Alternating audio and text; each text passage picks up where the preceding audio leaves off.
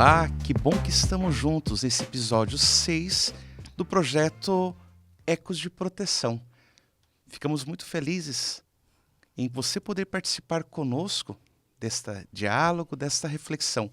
E hoje, eu, Padre Selmo Suchek de Lima, padre da Diocese de São José dos Pinhais, atualmente coordenador da ação evangelizadora da Diocese, venho estar com vocês e com duas convidadas que carinhosamente acolheram o nosso convite para conversarmos sobre juventudes e a proteção em tantos ambientes da vida. Então, gostaria de convidá-las a se apresentarem.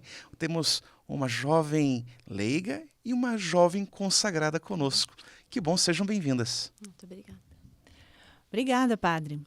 Eu sou a irmã Valéria Andrade Leal, sou apóstola do Sagrado Coração de Jesus. Tive a oportunidade de, além de atuar na educação, trabalhar com jovens também no setor arquidiocesano de juventude aqui de Curitiba. A Laura, inclusive, parceira nesse trabalho. Verdade.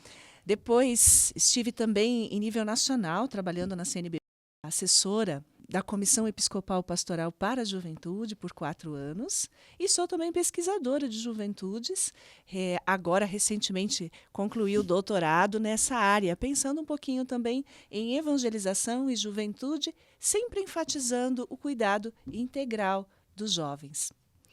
Muito bem, eu sou a Laura, eu trabalho aqui na Província Marista Brasil Centro-Sul, mais precisamente na Diretoria de Identidade, Missão e Vocação. E meu papel aqui é também trabalhar com as temáticas envolvendo juventudes, os nossos processos internos, pastoral juvenil, laicato jovem. Então é um prazer estar aqui com vocês nesse bate-papo. A irmã Valéria é companheira de longa data. Que legal, irmã Valéria. Que bom que juntos nós vamos poder conversar e refletir. Então agora, conhecendo-nos um pouquinho, nós podemos, daqui a alguns instantes, iniciar a nossa conversa. Quero lembrar já desde o início que nós temos um material que foi preparado com muito carinho, que está no site Ecos de Proteção. A legenda vai estar na tela para vocês. Esse material, que faz parte da série Cuidadores da Esperança, vai ajudar-nos na reflexão e também no nosso processo de maturidade, de acompanhamento sobre as nossas juventudes. Nós continuamos em breve.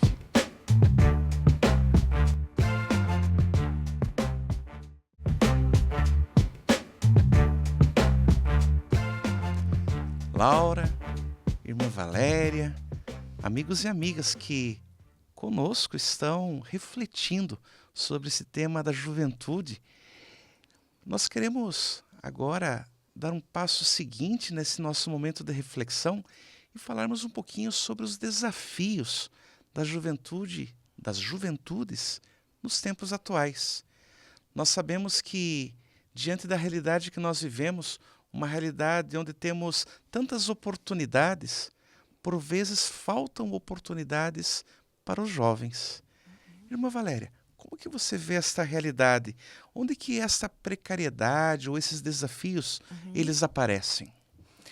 Acho que essa é uma questão bastante complexa, padre, porque são muitos os espaços onde as juventudes estão. Então, dizer de uma forma geral acaba sendo até um pouco difícil, porque tem o problema da vulnerabilidade social, tem o problema da periferia existencial, tem, né, os problemas concretos que são próprios dessa fase, né, a idiosincrasia da juventude. Então, é muito difícil você dar uma resposta simples para isso. Mas eu acho que em tantos cenários diferentes onde as juventudes circulam, eu diria que um desafio comum é o de localizar-se.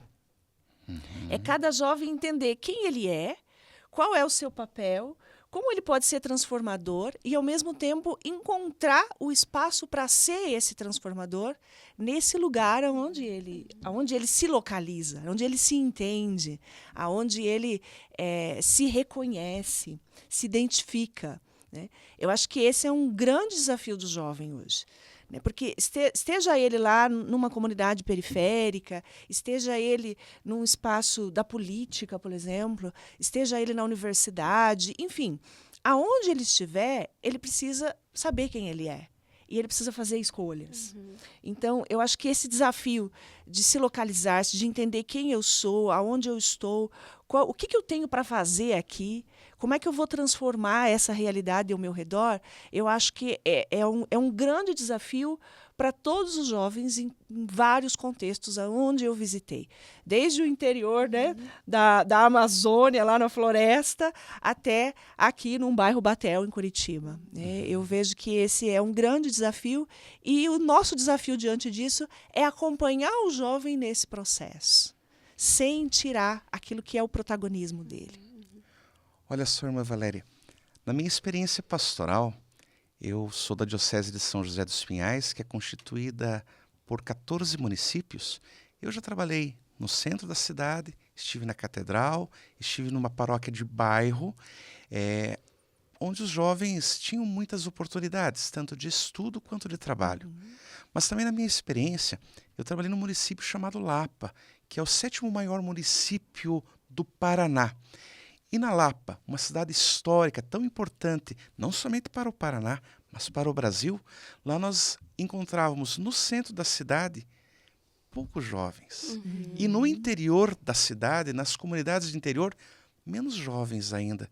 Sim. O êxodo, a fuga, vamos assim dizer, em busca de oportunidades, em busca de uma esperança, em busca de formação acadêmica, em busca de um emprego, era muito grande. Mas são os mesmos jovens. São jovens que têm esperança, são jovens que buscam. Hoje, eu estou numa paróquia de uma periferia urbana. E lá também nós encontramos jovens com o mesmo desafio. Talvez eles mudem o ambiente onde eles residem. Talvez eles mudem de endereço e mudem o nome do pai e o nome da mãe. Mas todos eles têm a mesma esperança. Laura, você como jovem, você como alguém que busca, também você que vive desta esperança, como que você vê essa realidade nos tempos atuais?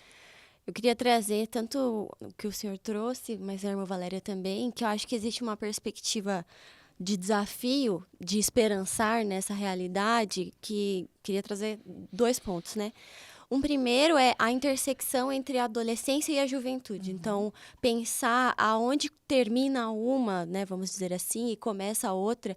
E até quando a gente observa, assim, né, os meninos, existe um esticamento dessa adolescência. Então, a gente ainda tem, vamos dizer assim, muitos adolescentes, não na questão legislativa, né, da idade da legislação, mas assim, se sentindo adolescentes já na universidade, já no mercado de trabalho. E aí essa linha entre eu ser adolescente e eu ser jovem também ela fica mais turva, né? E as responsabilidades com isso também. E o segundo ponto é a questão de como que o sujeito se vê como coletivo, né? Então, a irmã traz uma perspectiva que é super interessante, que é o sujeito se entender como, né, como indivíduo, mas eu também acho que a gente tem vivido um desafio da coletividade, assim. Então, como que a gente pensa juventudes sem que sejam ilhas, assim, né? Como que a gente esperança no coletivo, assim. Então, acho que existe também esse ponto dessa crise, isso nos grupos de jovens, mas também na universidade, nas instâncias, vamos pensar numa universidade em instâncias como diretório acadêmico, centros acadêmicos e tal, como é que esse sujeito se vê como coletivo, assim. E, na minha opinião, a esperança, ela é necessariamente coletiva naquilo que a gente pensa, assim, como o reino de Deus, né? Então, penso que também entender como acompanhadores esse desafio da coletividade, de pensar, de trazer para os meninos que eles se pensem como coletivo e também entender que essa linha turva entre adolescência e juventude, ela tá aí, a gente precisa navegar nela. São 2 pontos, assim, que eu penso que se a gente entender isso, consegue buscar essa esperança de uma forma mais tranquila. Legal. Lembrando que nós temos um material de apoio, de estudo, para reflexão, lá no site Ecos de Proteção. Vai passar o endereço para vocês poderem estudar, ler, refletir, conversar nos grupos de jovens, conversar com os nossos amigos. É muito interessante que vivemos o tempo do jubileu da esperança. O Papa Francisco foi grandioso quando ele se volta para o jovem e ele, vamos assim dizer, no seu tempo, um vovô, dizendo bem assim: jovens, não deixeis que roubem de vocês a esperança. O Papa Francisco nos recordou muito disso e, sob o impulso do Espírito Santo, ele nos convidou: olha, vamos viver esse jubileu de esperança. E é para todos, não é apenas para os católicos. É para toda a humanidade, é para a juventude. Que nós não permitamos que ninguém roube de nós a esperança. Quando nós nos voltamos nas últimas décadas, nos últimos pontificados, nós vemos papas que lembraram de modo muito carinhoso dos jovens. Não vamos esquecer de João Paulo II, que foi o Papa da juventude. O Papa que cantava, o Papa que encantava, um Papa que era artista, um Papa que era esportista. Não nos esqueçamos de Bento XVI, quando esteve no ano de 2007 no Pacaembu, com a juventude, e ele dizia, eu estava lá naquele dia também, e ele dizia bem assim que o jovem não é o futuro da igreja e nem da humanidade, o jovem é o presente. O jovem, ele escreve a história do seu jeito, no hoje. Papa Francisco, jovem que foi até os seus 88 anos de idade. E agora com o Papa Leão, um Papa jovem novamente.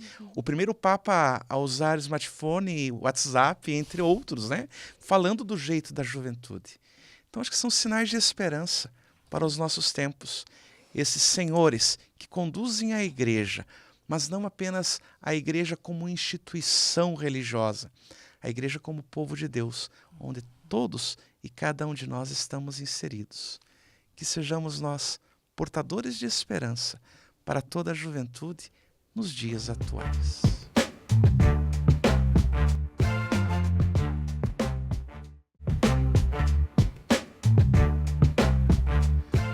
Que bom que nós retornamos para essa nossa conversa. Está muito bom estar aqui junto com a Laura, estar junto com a irmã que trazem experiências de vida para iluminar a nossa reflexão e também o nosso agir.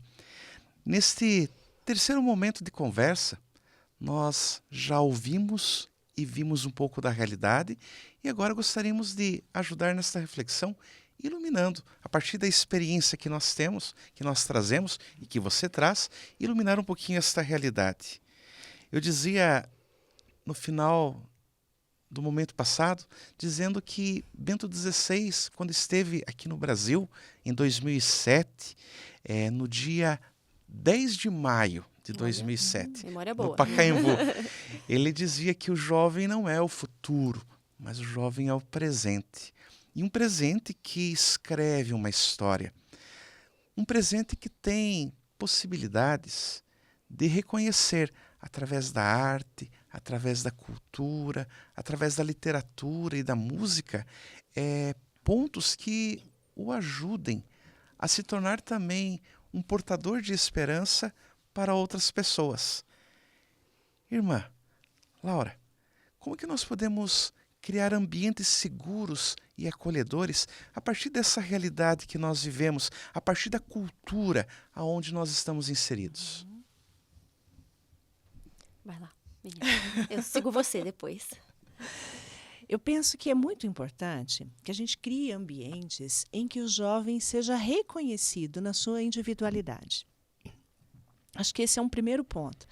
Ele ser valorizado, ele ser acolhido, ele ser chamado pelo nome, uma coisa tão simples, né? Mas ele não ser, como é que a gente diz, né? Só se perder a sua identidade num grupo que seja anônimo. Eu acho que o problema do anonimato é muito complexo na nossa sociedade. Ao mesmo tempo, ele tem que se sentir único e parte. O pertencimento também é algo muito importante na fase da juventude, né? A Laura até tinha trazido a dimensão do coletivo, né? A gente faço parte de um grupo de estudos sobre suicídio e uma, né, das minhas pesquisas é justamente essa questão do pertencimento, como espaço de prevenção ao suicídio, por exemplo, mas de tantos outros problemas, né? Sobretudo na área emocional que o jovem pode ter. Né? Então, eu penso que esse é um dos caminhos para se criar esse espaço acolhedor, esse espaço onde o jovem se sinta seguro. Né? E outra questão é que esse espaço seja um espaço de criação de perspectiva de futuro, de cultivo de esperanças. Porque, muitas vezes, a grande dificuldade do jovem também é de se localizar porque ele não consegue entender para onde ele vai, né? Porque ele não tem perspectivas de onde ir. Então, as coisas começam a perder o sentido para ele.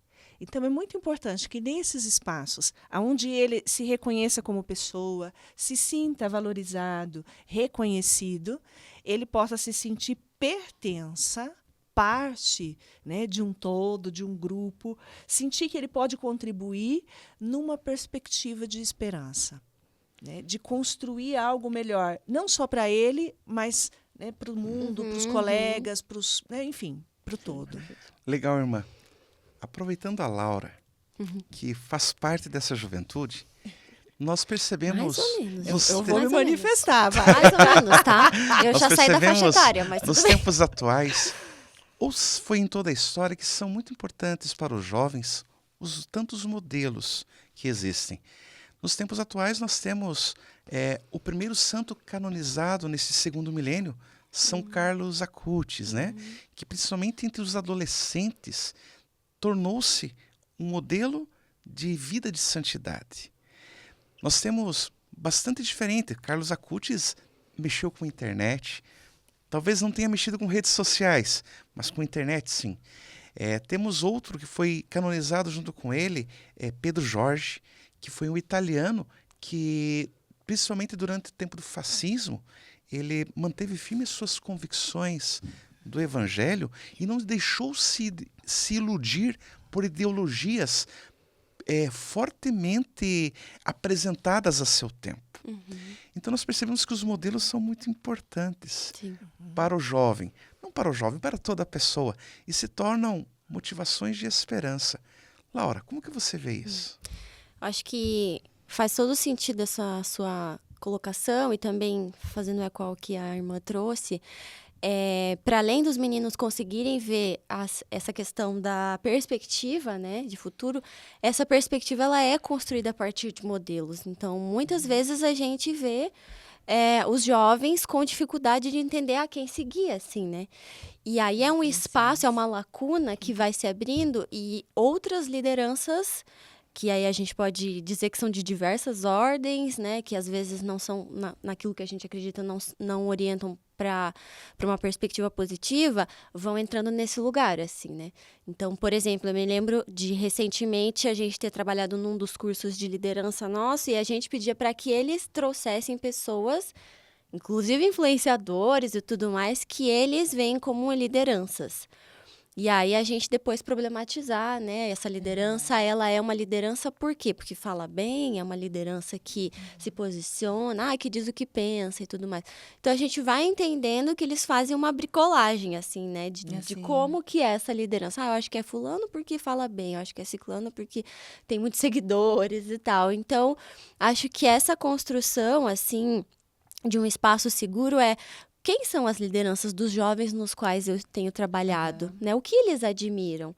E será que se às vezes é uma questão mais duvidosa, assim, não sei se essa é uma boa liderança para eles seguir, será que a gente consegue, a partir dessas características que eles elencaram, pensar em lideranças mais consistentes, né? E, por exemplo, Papa Francisco era uma pessoa extremamente eloquente, né? Que tinha uma fala muito do povo, assim, né? Que as pessoas compreendiam. Será que se às vezes esse jovem que aponta para uma liderança que fala bem, a gente consegue apresentar, então, né, um Papa Francisco ou outras pessoas que consigam trazer aquilo que ele admira, mas apontar para... Acho que esse é o nosso papel enquanto acompanhadores de jovens, né? Enquanto juventude também, né? Porque isso eu sempre falo para os meninos, assim, eu falo, vocês estão sendo vistos. E outros jovens estão olhando para vocês e admirando ou, né, julgando algumas coisas que vocês fazem. Então, como é que a gente também encontra um bom caminho de liderança para apresentar para eles, assim, né? A irmã teve um modelo a qual ela admira muito e tanto que ela segue na congregação, que é a Madre Clélia, que tornou-se um modelo a ser seguido por tantas jovens que, a seu exemplo, a seu modo de viver, doaram a sua vida no seguimento de Cristo. Papa Leão, alguns dias atrás, ele nos dizia algo muito interessante.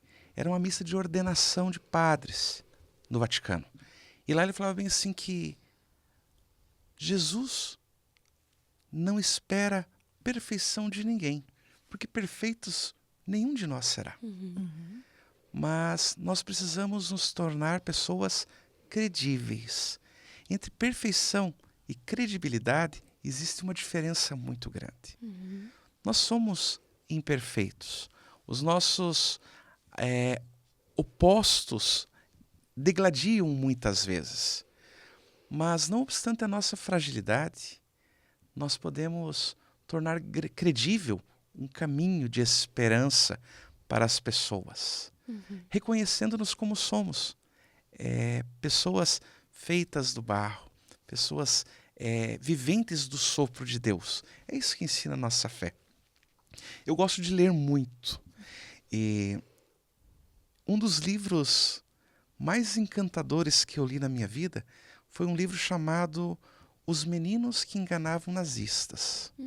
História de dois irmãos, Eu conheço. filho de judeus, que residiam em Paris. Os pais obrigaram a enviá-los sozinhos pelo mundo para poderem sobreviver. Então eles encontraram esperança nesta correria de um lugar para o outro, e principalmente com as pessoas às quais eles encontravam. Então nós temos muitos materiais que nos ajudam nesse caminho de esperança. Modelos não são apenas pessoas, são literaturas que nós temos, são músicas que nós ouvimos, são situações que nós encontramos no dia a dia. Lembrando que temos um material que foi preparado com muito carinho, que está ali no site, né? Tem um endereço para vocês e que vai ajudar muito na reflexão a partir daquilo que nós estamos conversando um pouquinho. Mas para nós, quem sabe, iniciarmos a conclusão da nossa conversa, né? Caminharmos para a conclusão dessa nossa conversa, que é apenas uma provocação, uma motivação para o tema. Irmã, qual a palavra que a senhora nos deixa de esperança para nós concluirmos este momento de conversa? Tem um tempo atrás, a CRB, que é a Conferência dos Religiosos do Brasil, usava um slogan dentro de um projeto que era Olhos Fixos em Jesus. Eu não me lembro bem se era uma fala de Bento XVI, talvez, que inspirou a escolha desse lema. E é uma frase bíblica, né? Olhos fixos em Jesus. É São Paulo, né, dizendo à comunidade cristã que foque nele. Eu acho que nesse mundo de tantas referências que às vezes não são as referências que nos levam a uma plenitude humana, ter os olhos fixos em Jesus é uma fonte de esperança que, como a gente diz, não tem erro, né? Não vai dar ruim, não tem erro.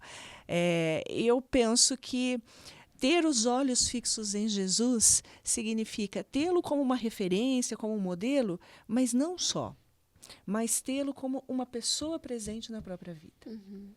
Tê-lo como alguém que caminha conosco. Tê-lo como alguém que nos ensina como sermos mais humanos. A santidade de Carlo Acutis não é outra coisa senão a plenitude do humano. O caminho da vida cristã é um processo de humanização. Então, com Jesus, nós fazemos esse caminho. É isso que ele veio nos ensinar. Como sermos plenamente humanos a ponto de estarmos tão conectados com Deus Pai e sermos ressuscitados. Esse é o grande convite também da Cristo Vive, né? Quando Francisco publica essa carta carinhosa aos jovens. Ter Jesus como uma referência, mas também como um companheiro de caminhada, um amigo, alguém que me ajuda a ser mais pleno, a ser mais humano. Eu faço também, vou trazer algo parecido com o que a irmã trouxe. Há uma das cartas do nosso fundador, Marcelino Champagnat, em que ele fala, escrevendo a um dos seus irmãos, ele diz assim, que bom, né, que vocês têm muitos alunos.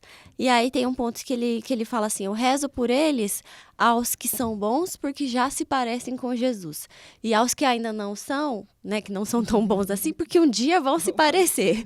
E eu acho muito sensível da parte dele dizer isso, assim, né? Então, eu acho que isso que a irmã traz é quando você é jovem, ou até mesmo nós, acompanhadores, né, dos jovens, porque embora eu pareça jovem, gente, eu não sou não, tá? Eu já sou passadita já. Mas é que a gente se pergunte, né, o que Jesus faria nessa situação, assim, quando a gente tiver dificuldade de pensar como encaminhar algo, como fazer, como tomar decisões. Eu acho que essa é uma pergunta que ilumina, assim, o caminho, pelo menos que ilumina meu caminho, né? O que Jesus faria nessa situação? E aí é esses olhos fixos, mas para a gente conseguir responder essa pergunta, a gente precisa de intimidade. Então, olhar fixamente a Jesus cria essa intimidade e nos direciona a pensar o que fazer diante dos desafios da vida. Legal. Quando se fala de cuidado, Papa Leão nos diz que o cuidado ele se dá no momento próprio da redenção de Cristo pela humanidade. Uma das catequeses das quartas-feiras que o Papa realiza, neste ano da esperança, neste ano do jubileu da esperança, ele dizia que no momento grandioso da nossa salvação, quando Cristo está pregado na cruz, com toda aquela imagem que nós conhecemos, ele se torna modelo, mas não modelo de alguém forte, não modelo de alguém, um popstar, de alguém superpoderoso ou de um super-homem. Mas naquele momento, que é o momento da nossa salvação, ele quis precisar de nós. Ele quis ser cuidado. Então falar de redenção, falar de salvação, falar de esperança, é falar de cuidado. E naquele momento ele diz: tenho sede. A sede, algo tão fundamental para a sobrevivência da pessoa humana. Que os nossos jovens, e que nós, jovens há mais tempo, né? Nós possamos também ter a sede deste cuidado de um pelos outros. A sede que se dá através da credibilidade na fé que nós vivemos, não obstante as nossas imperfeições. A sede que se dá naquele desejo grandioso do meu encontro pessoal com Deus. A sede que nós temos naqueles momentos em que tudo parece não ter mais caminhos a seguirem, mas que surge alguém que nos diz: olha, vamos por aqui. E juntos nós vamos poder encontrar um caminho que nos leve a uma meta que nos dê dignidade de vida. Então, para os jovens e para todas as pessoas, há sempre uma possibilidade. Está acontecendo uma parceria muito bonita do Centro Marista de Defesa, juntamente com a Diocese de São José dos Pinhais, juntamente com a PUC do Paraná, que é um cuidado, que é este tenho sede. E através de uma pesquisa, através do empenho de tantas pessoas, lá se pergunta, nesse projeto de prevenção, de cuidado, o que as pessoas sabem e o que as pessoas fazem quando neste mundo que temos tantas pessoas boas, também por vezes encontramos situações que não são tão boas assim. Então esta é uma sede de esperança que possam vir dias melhores, dias em que todos possam ser protegidos. E talvez, e acredito que seja, neste projeto Ecos de Proteção, nesse episódio 6º que estamos realizando, né, desse projeto, é esse desejo de mostrarmos que há esperança, que não obstante os perigos que possam surgir no mundo em que vivemos, há muito mais sinais de esperança, sinais de salvação, sinais de redenção. Então, nós não vamos concluir uma conversa, nós apenas iniciamos uma reflexão. Através do site, vocês podem ver o material, vocês podem ler e podem, quem sabe nos grupos de jovens, quem sabe na tua turma de amigos, dar continuidade nessa reflexão, nessa conversa que nunca vai ter um fim. Porque jovens sempre teremos, e cada um, há mais tempo ou menos tempo, sempre os seremos, né? Então, nossa gratidão a toda a equipe que vem preparando esses tantos episódios desse projeto, a gratidão ao Centro Marista, a PUC, a Diocese de São José dos Pinhais, a todas as pessoas envolvidas, por nos dar esta oportunidade de saciarmos a nossa sede e podermos viver esta esperança de dias melhores para todos. Então, nossa gratidão. E aqui nós concluímos hoje essa nossa conversa. E esperamos nos encontrar em breve com outros temas para percebermos que Jesus Cristo é a razão da nossa esperança. Que Deus nos abençoe muito.